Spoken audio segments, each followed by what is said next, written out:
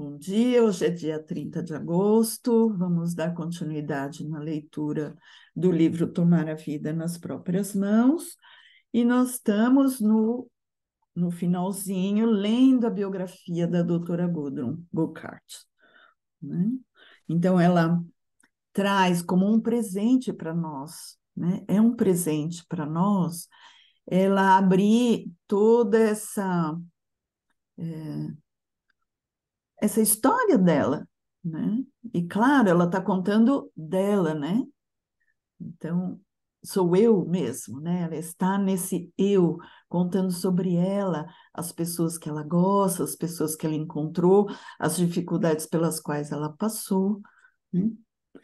E estamos aqui na minha versão do livro, na página 207, né? Então, diria que são, deixa eu ver, uma, duas, três, quatro, cinco, 6 páginas, né, do início da biografia.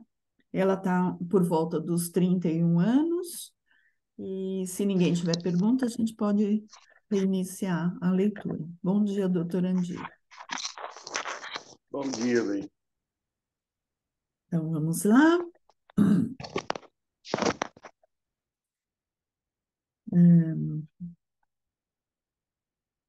Eu vou voltar 2 parágrafos para a gente pegar o gancho, né, do que ela está falando, tá? Do que ela está contando.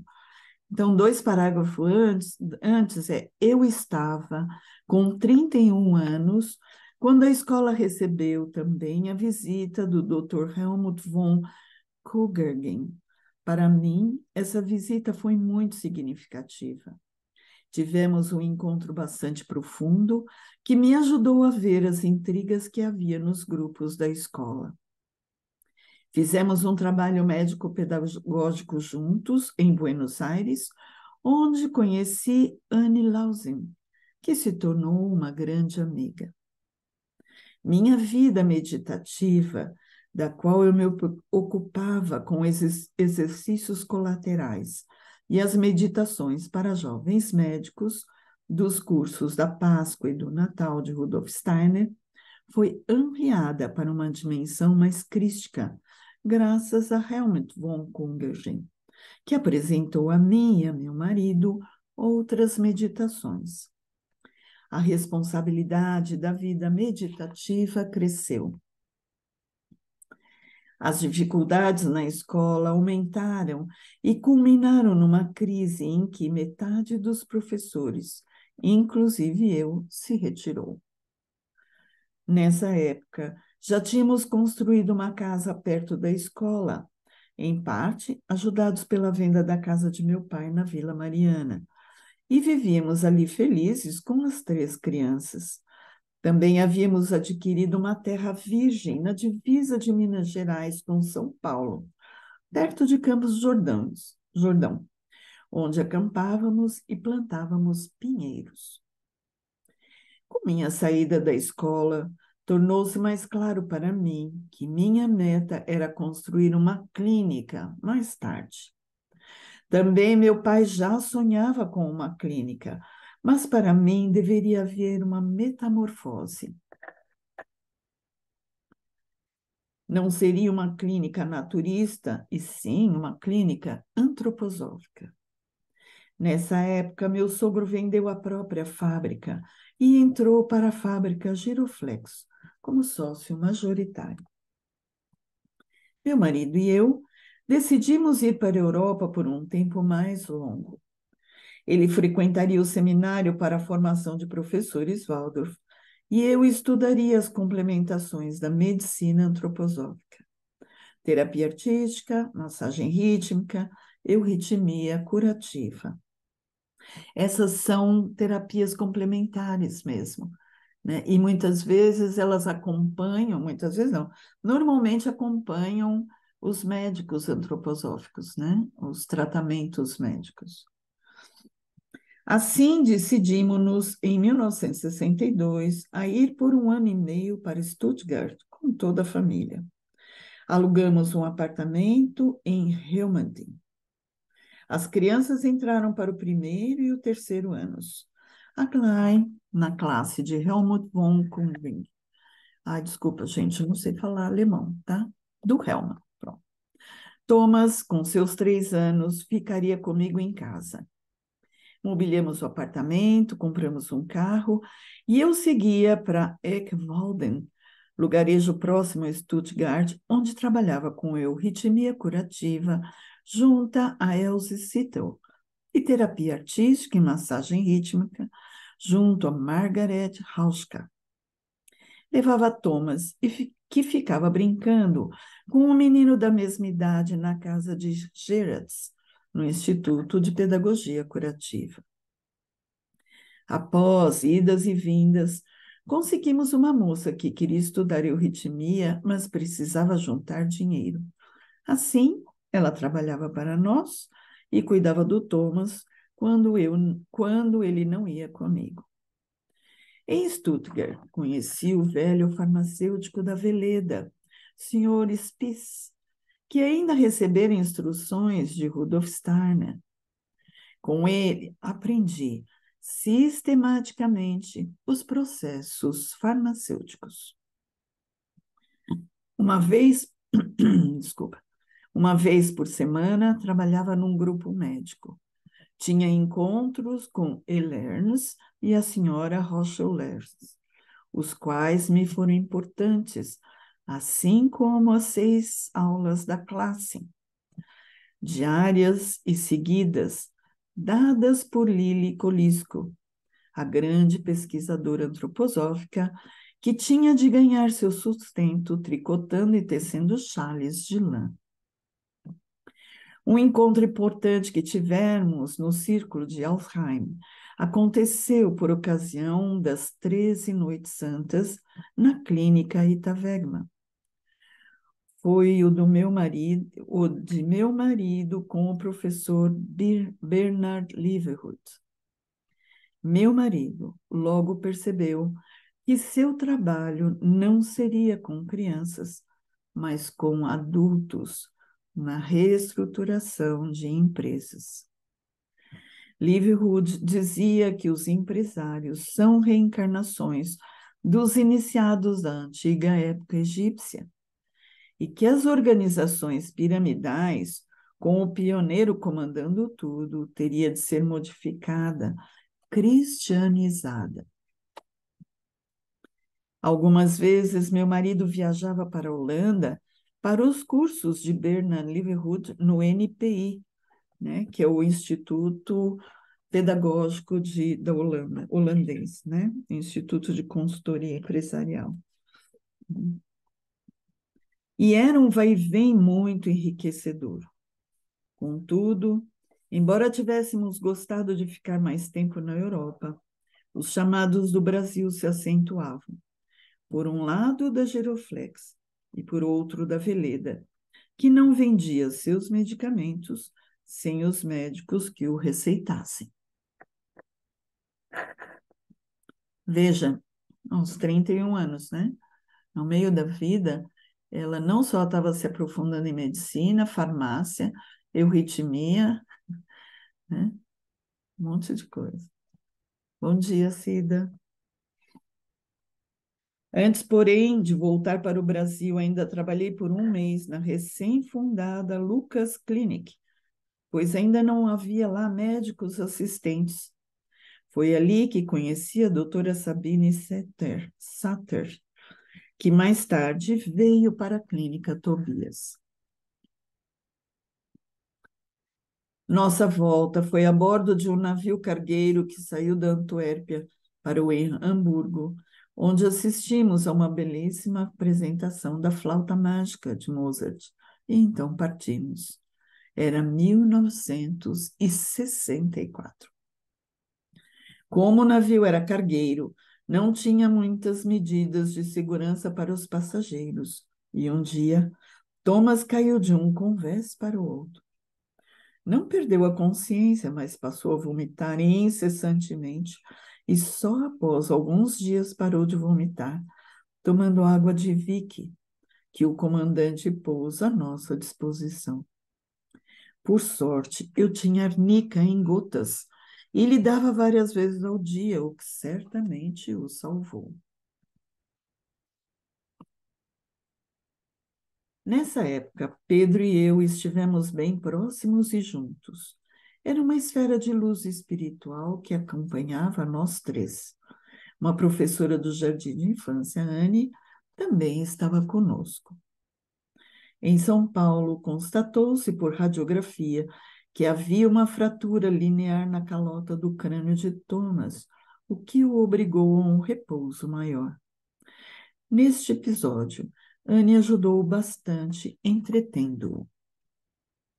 O ano de 1964 se constituiu numa época crítica para o Brasil. Voltáramos a pedido dos sogros para que eu reassumisse a medicina e meu marido a Giroflex.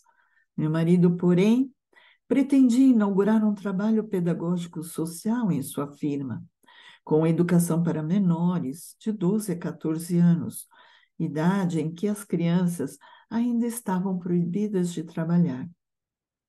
Para isso, duas professoras com especialização na Alemanha vieram ao Brasil. E esse trabalho teve alguns anos de sucesso.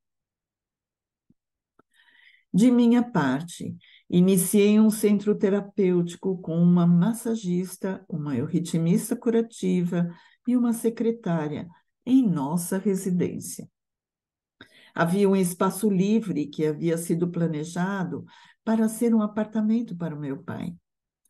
Nossa casa, situada perto da escola Higienópolis, tornou-se um centro cultural, com concertos, teatro, peças de Natal e a comemoração das festas do ano, de que participavam nossos filhos e os filhos de alguns amigos.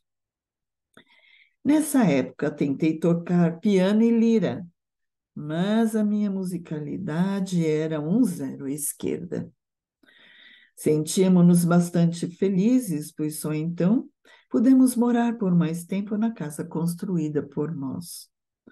Éramos uma família plena. Todos estávamos presentes às refeições, inclusive meu marido, pois a fábrica Giroflex era relativamente perto, bem como as crianças que vinham a pé ou de bicicleta da escola. Nosso cunhado e sua mulher construíram sua casa perto de nós. Ela era professora de jardim de infância e atraía muito as crianças. Eles tiveram 3 filhos e por muitos anos os primos brincaram juntos. Para mim, o Instituto Fisioterapêutico de meu pai pesava cada vez mais. Na ida para a Europa, eu tinha deixado lá um gerente. Agora, parecia-me que isso não tinha mais nada a ver comigo. A ideia de uma clínica foi ficando cada vez mais forte, especialmente após um episódio em que meu marido encontrou em sua cama um paciente com 40 graus de febre e que ficara ali em observação até que eu voltasse para casa. Quanto desprendimento essa mulher tinha, né? E aí o marido fala, peraí, na minha cama?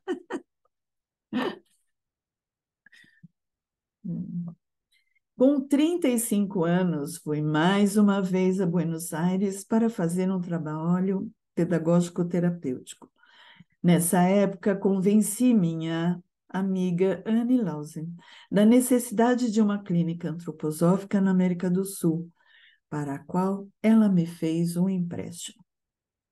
Decidimos definitivamente vender o Instituto Fisioterapêutico de meu pai e, com o dinheiro, compramos os 3 terrenos para a futura Clínica Tobias, situado entre a Escola Higienópolis e a nossa casa.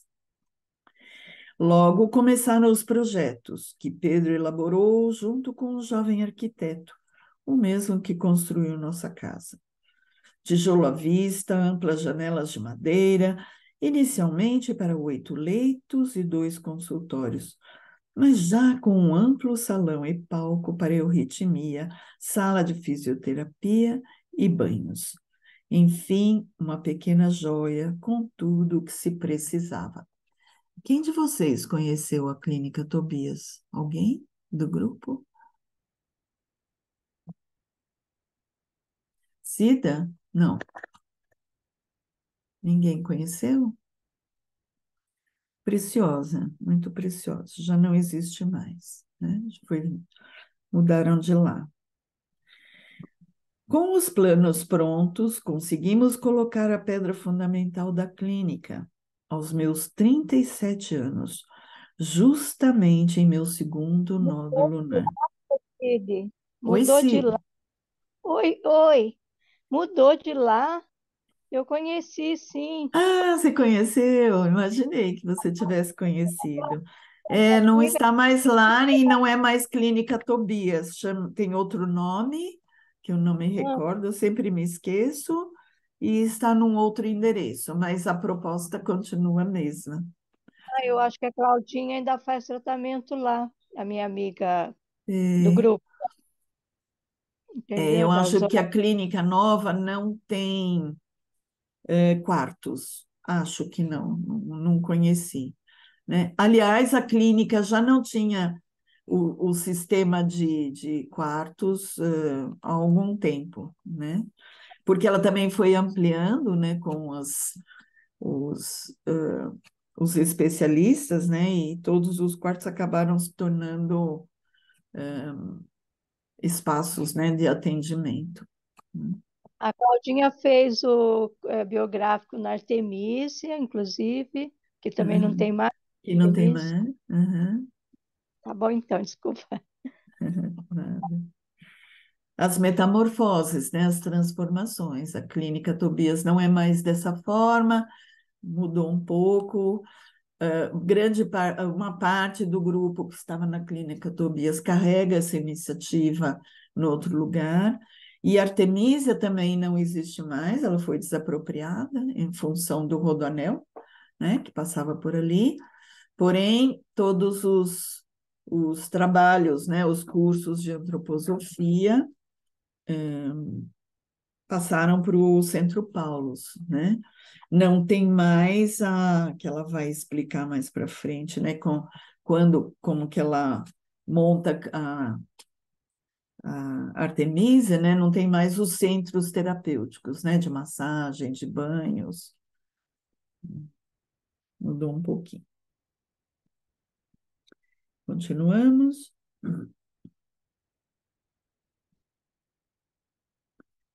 Foi um momento muito especial, do qual não só os amigos médicos da Europa participaram, mas também os seres espirituais. Foi uma vivência de plenitude espiritual.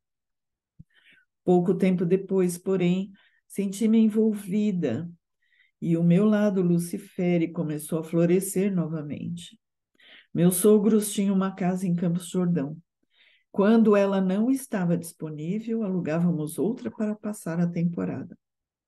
Eu trabalhava com cerâmica junto a uma ceramista que se havia mudado para lá. Acabei me envolvendo com gente simples do campo, perto das terras da fazenda que havíamos comprado, e queria viver a simplicidade. Comecei ensinando-os a fazer presépios e a festejar o Natal. Na época do advento, sempre ia buscar os musgos mais bonitos que encontrava nessa região da Mantiqueira para montar o presépio lá de casa. Resolvemos trazer algumas crianças para São Paulo a fim de fazê-las estudar. Uma delas foi o Cecílio, aliás, a única para quem a iniciativa deu certo. Era um ano mais jovem do que Thomas e deveria fazer companhia a ele. Ficou em nossa casa dos 5 aos 14 anos, e pôde frequentar a escola Waldorf até o 9º ano, para depois ir para o curso técnico agrícola. Na mesma época, engravidei do nosso caçula, Tiago. Quando Tiago nasceu, havia muita controvérsia em torno do seu nome. Eu tinha uma forte relação com Santiago de Compostela. Quando estava grávida, Fui um dia à igreja e o padre recitou todos os nomes dos apóstolos. E imediatamente bateu o nome de Tiago. Eu sabia que era um menino, pois tinha tido um sonho com um potrinho macho nascendo e achava que só poderia ser aquele nome. Quando Tiago nasceu, tive a imagem de uma alma bem velha e sábia. E tivemos, ele com apenas alguns meses, uma conversa longa, de olho no olho. Paralelamente à gestação e à maternidade, que eu curtia bastante, chegava-se à fase final da construção da clínica, feita com a ajuda dos operários da Giroflex e todo o investimento de Pedro. A inauguração ainda foi protelada um pouco e aconteceu em junho de 1969. Foram doados à Associação Beneficente Tobias, recém-fundada, ao mesmo tempo os terrenos, o prédio e toda a estrutura da clínica, para que esta não tivesse um caráter de clínica particular. Como eu era a única médica e era médica clínica, convidei mais 3 colegas especialistas a participar da instituição. Dr. William Kensler, psiquiatra, Dr. Thomas Muller-Carioba, cardiologista, e o Dr. Ader Bertolami, cirurgião. Eu, porém, trabalhava em tempo integral e era responsável pelos internados, junto com a senhora Hilda Benick, massagista. Tínhamos uma recepcionista e, mais tarde, a senhora Ada Gins, como terapeuta artística.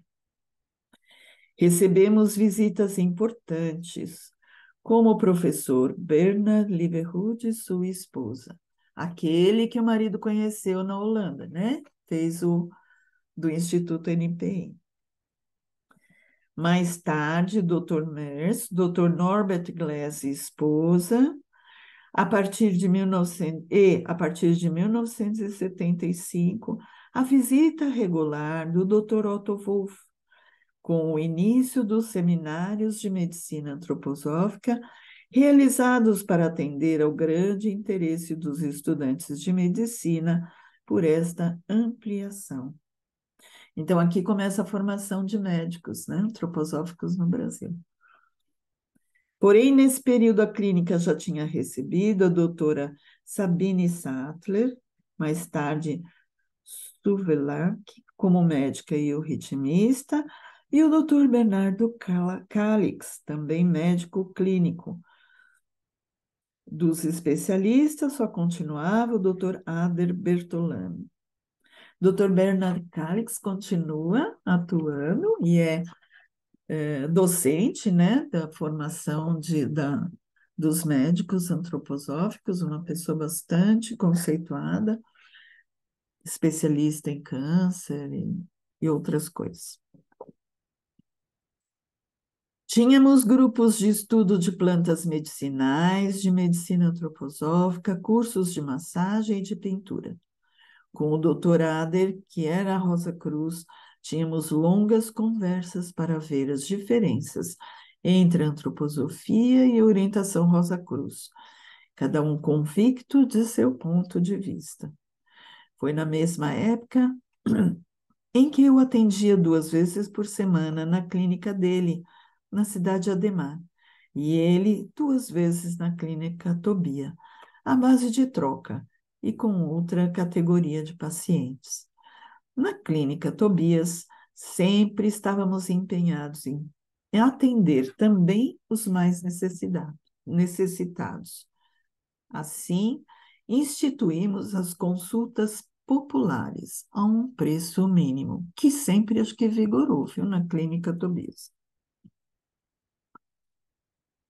Não sei se vigora na clínica atual, imagino que sim. Lembro-me de uma vez em que o senhor R., dono de uma grande indústria paulista, ofendeu-se porque atendia um operário que tinha hora marcada antes dele. Atendemos muitos pacientes de câncer, muitas vezes já moribundos, em fase final, que diziam: Doutora, vim para morrer em suas mãos. E com o tratamento à base de Viscum-Album para os cancerosos, quase nunca necessitamos de medicamentos entorpecentes mais fortes. As famílias eram bem assistidas nos problemas psicológicos que surgiam em função das doenças graves e de seus entes queridos. Foi uma época difícil. Eu tinha que dar conta da clínica de Tiago bem pequeno, do lar, já estando com 40, 41, 42 anos, fazem que o declínio físico já é mais evidente. Eu tinha a impressão de estar entrando em um túnel escuro. Sabia que haveria luz do outro lado, mas também sabia que sua travessia seria longa. Nessa época, Pedro ia 2 vezes por ano à Europa para continuar seus cursos com o professor Liverhood e ficava mais ausente de casa.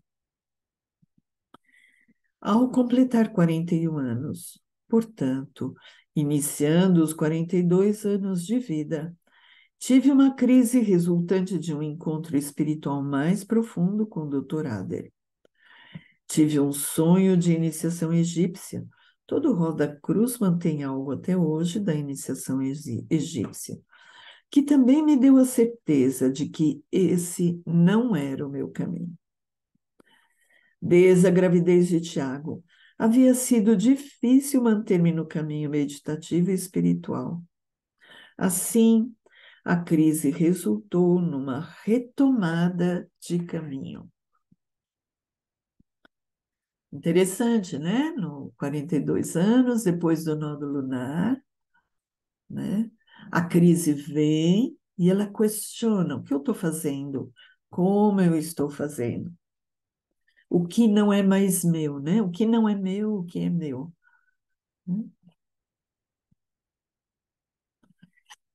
Nessa época, construímos nossa casa na fazenda, em Campos do Jordão. Era difícil acampar com um bebê pequeno e todos gostavam daquele lugar, que tem uma vista espetacular para o Vale do Centro.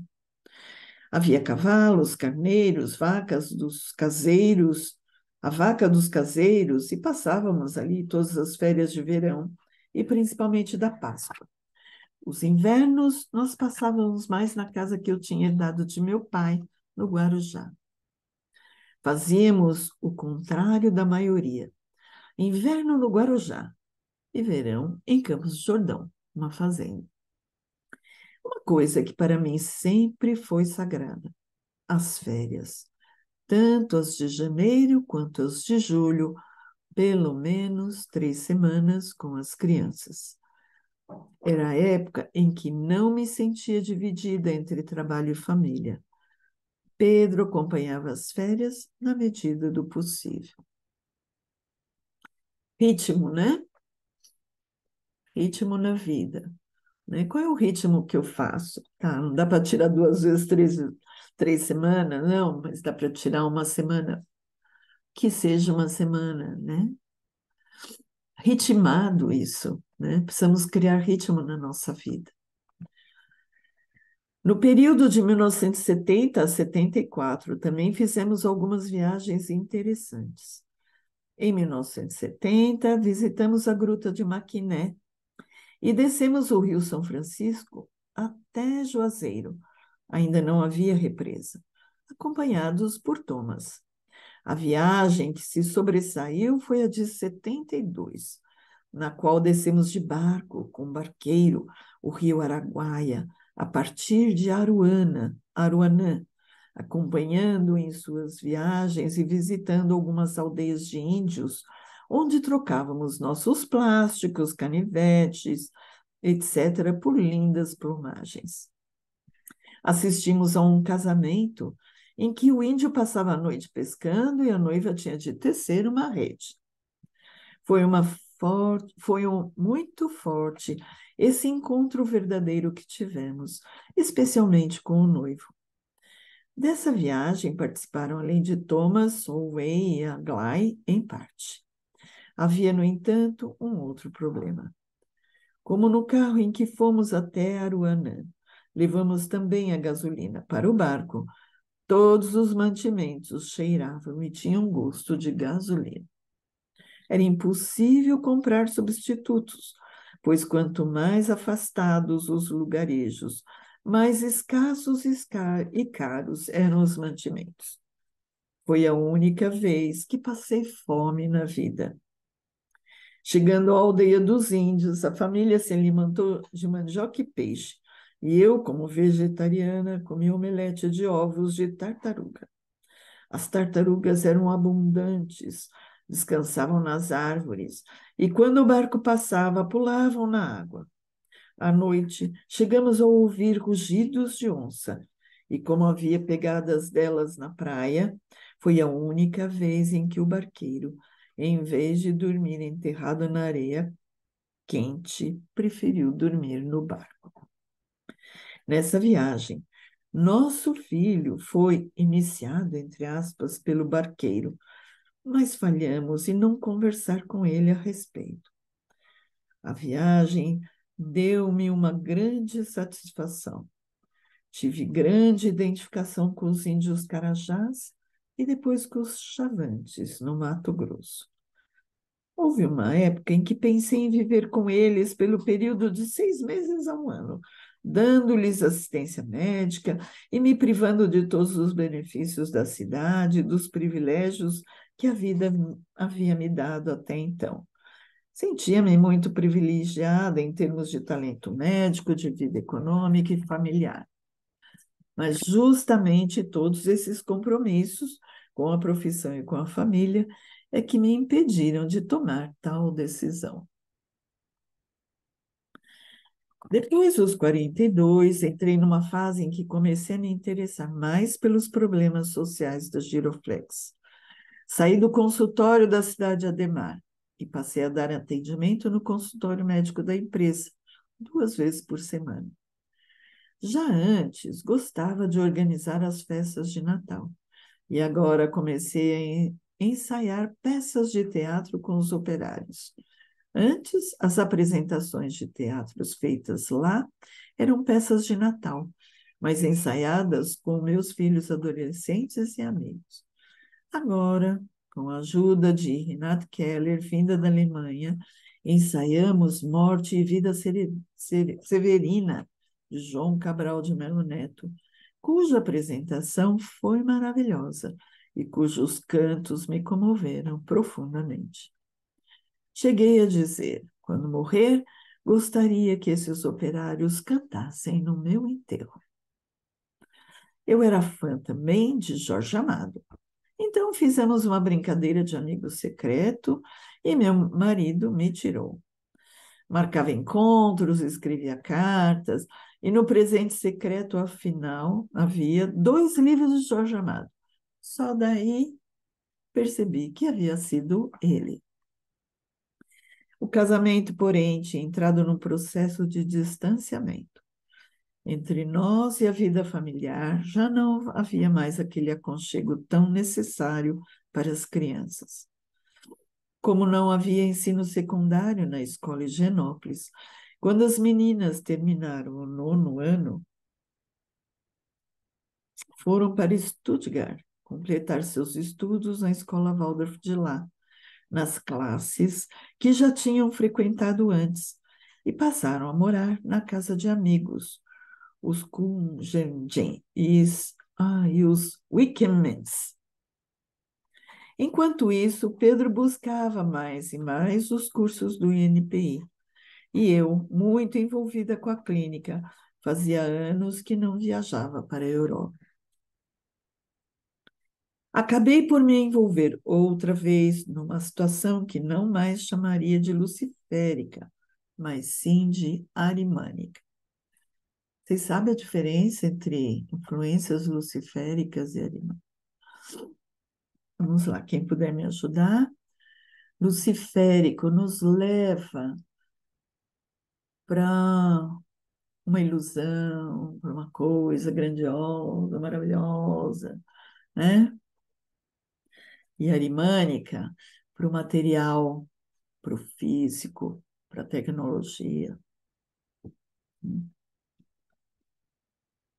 E luciférica é quando ela quer abraçar o mundo, né? Quer fazer coisas, né? Fora do caminho dela, né? Aí ela entendia e voltava para o caminho dela, né? E agora ela vai falar de uma experiência onde ela se percebe, né? Numa situação que envolvida por Arima. Fazia um esforço enorme para sair dela e não conseguia. Parecia uma teia de aranha na qual eu estava presa. E eu tinha a nítida sensação de que trabalhos, entre aspas, eram feitos contra mim. Essa situação foi se arrastando por pouco mais de 2 anos. Eu tinha certeza que sairia dela. Foi nessa ocasião que fizemos uma longa viagem pela costa do Brasil até Fortaleza, acompanhando com Thomas e um amigo, Solveig e sua amiga. A relação com Pedro havia se tornado bem formal e de paisão para a filha, ou de paisão para a filha. Algumas vezes, em nosso casamento, Pedro dizia: ainda vou casar as minhas 3 filhas, eu incluída. Fizemos ainda uma viagem para o sul, no litoral de Santa Catarina. Thomas e um amigo acampavam, e nós dois, Pedro e eu, dormimos em nossa veraneio Chevrolet, o que eu adorava. Pedro tinha um pressentimento que só mais tarde me comunicou, que aquela seria nossa última viagem juntos. Será que alguém iria morrer? Durante alguns anos, eu também tivera um pressentimento. Ainda vou encontrar alguém. Não que não sentisse uma forte ligação espiritual com Pedro, pois esta sempre houvera. Mas no aspecto afetivo, eu precisava mais de um amante do que um pai. E sempre ficava alerta, buscando aqui ou lá quem seria esse alguém que eu sentia que iria encontrar. Com toda essa situação, Pedro acabou sentindo-se enfraquecido e doente. Decidiu passar novembro e dezembro na clínica Itavelha. Nessa época, nossa filha Solvay estava no Brasil, pois, após terminado o 12º ano, equivalente ao 3º ano do ensino médio, voltou para fazer o curso de auxiliar de enfermagem e trabalhava comigo na clínica Tobias. Aglaia estudava com seu companheiro pedagogia social em Berlim. E a clínica Tobias, que passara por um processo de ampliação com novas salas para parto, pequenas cirurgias e fisioterapia, consultórios, assim como aumentar seu número de leitos de 8 para 22, precisava agora de uma consultoria.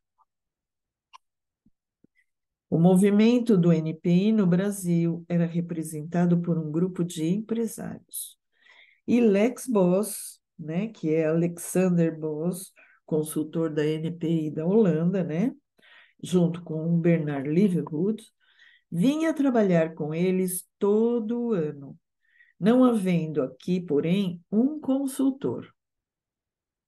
Todos se formaram lá, né? Os primeiros consultores organizacionais com base na antroposofia faziam cursos na Holanda com o Lex Boss e o Bernard Liverhood, né? E se capacitavam e depois eles trouxeram essa iniciativa para cá, que é a Adigo Consultores, né?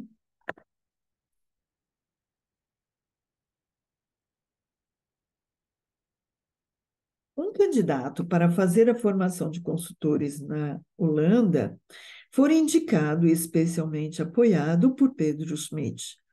Como já voltara de sua formação de 2 anos naquele país, poderia dar consultoria clínica. Era Daniel Bucart. Ele foi então convidado a assumir essa tarefa e já no primeiro dia tivemos uma discussão a respeito da possibilidade de diminuir o gasto de papel para o flipchart, pois eu achava aquilo antiecológico. Daniel se sentiu ofendido e achava que não iria fazer a consultoria. No final, ambos queríamos a consultoria. Eu como cliente, ele como consultor. Decidimos ter uma conversa com o mediador, mas não resultou em nada.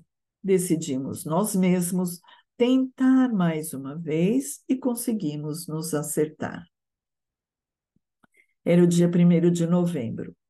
Pedro estava na Europa e havia uma apresentação de Morte e Vida Severina, a qual Daniel e eu fomos sozinhos. Eis que aconteceu o encontro, entre aspas. Decidimos então ir para o Guarujá e contar-nos um ao outro nossas biografias. Chegamos à conclusão de que uma relação de amantes entre nós seria impossível. A única maneira de nos relacionarmos seria por meio do casamento. Mas eu ainda estava casada. Daniel havia se separado da primeira mulher há cerca de um ano. Ela e seus filhos tinham decidido ir morar na Holanda. O choque para Pedro foi bastante grande. A comunicação lhe foi feita por telefone, pois eu achava que seria melhor comunicar-lhe enquanto estivesse na clínica. E assim, ele decidiu passar o Natal na Europa. Foi onde encontrou sua futura mulher, Rosvita. Foi o Natal mais desencontrado que passei. Com a filha Solvay, os meninos Thomas, Cecília e Tiago, e ainda convidamos um amigo que não apareceu. Nossa casa tornara-se um porto, entre aspas, onde jovens que trabalhavam na Demétria, a fazenda de agricultura biodinâmica comprada por meu cunhado e doada à Associação Tobias, pernoitavam quando vinham para São Paulo. Com o novo relacionamento, minha vida deu uma volta de 180 graus. Meu primeiro marido era pacífico, mediador, paternal. Também agora manteve essa atitude e continuou a ser nosso melhor amigo e meu conselheiro. Daniel era bem colérico, decidido e muitas vezes me encostava na parede, entre aspas, para eu ser coerente. Ele estava se empenhado intensamente em levantar o NPI do Brasil com a ajuda de apenas uma secretária. Já tivéramos um contato 2 anos antes, pois eu tratava do sogro dele como médica. E nos anos em que fazia seus cursos com o Lexboss, do NPI, ele até chegou a ser meu cliente. Quando Pedro voltou, acertamos as coisas. Decidimos que ele ficaria com Tiago e com Thomas na casa e que eu sairia. A condição era que eu morasse perto e que Tiago pudesse me alcançar de bicicleta. Um pouco precipitados, Daniel e eu procuramos uma casa. Achamos logo e nela vivemos por 2 anos. Ficava perto da clínica e da casa de Pedro com os meninos. Thomas chegou a ter uma oficina de surf com um amigo na garagem de casa. Decidimos também que encontraríamos um lugar para Cecílio. O professor Ash Bleich, da escola Rudolf Steiner, se dispôs a acolhê-lo. Eu estava, então, com 45 anos e Daniel era 6 anos mais novo. Interna e externamente, me senti bem livre novamente, numa autenticidade e coerência com o que vivia. Não precisava mais aparentar uma coisa e ser outra. Consegui retomar meu caminho espiritual. No primeiro ano do novo casamento, líamos diariamente antroposofia. Tentávamos entender as leis do karma, além de viver muito afetuosamente um com o outro. curtimos a lua de mel. Na separação, o que mais me custou foi deixar os 2 filhos. Apesar de morarem perto, eu não estava com eles. Quando a clínica completava anos, eu sempre fazia um discurso. Naquele ano de 1976, ela completava 7 anos. Estava com a ampliação terminada e eu com o meu novo relacionamento. Porém, não me senti em condições de fazer o discurso. Fui receber uma massagem rítmica e estava ainda descansando da massagem quando tive a sensação de um grande ser abarcando e abraçando a clínica. Tive a nítida impressão de que era a doutora Ita Wegman. Nesse momento, surgiram as palavras adequadas para o discurso. Foi então que decidi fazer parte do círculo que se ocupa com o destino de Rudolf Steiner e Ita Wegman, o qual se encontra anualmente na Ita Wegman Clinic, em Alzheimer, por ocasião da Páscoa. Ainda esperei uns 2 anos para as coisas se aceitarem emocionalmente. E então pude dar esse passo. Um passo a mais na direção da parte esotérica da medicina antroposófica. Eu gostaria de parar aqui para a gente reservar uns 10 minutinhos para a gente conversar. E, então vamos encerrar.